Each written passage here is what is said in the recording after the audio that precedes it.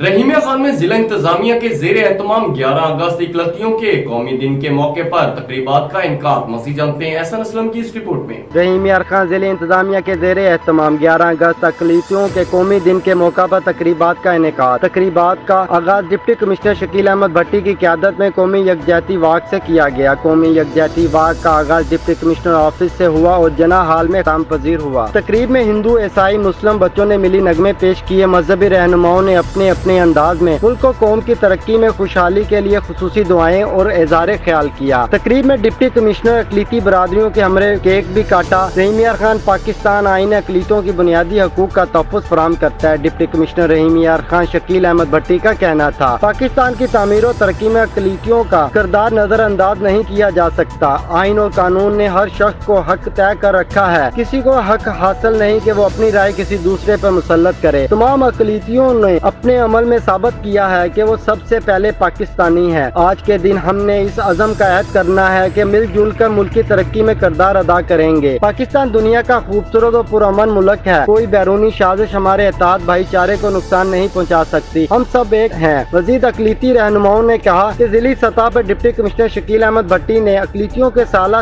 दरपेश मसाइल हल किए। हमसाया मुल्क में अकलीती मुश्किलात और संगीन इंसानी हकूक के खिलाफ वर्जियों का शिकार है। कैमरामैन अदनान नजीर के साथ एहसन असलम, राज न्यूज़, रहीमिया खान।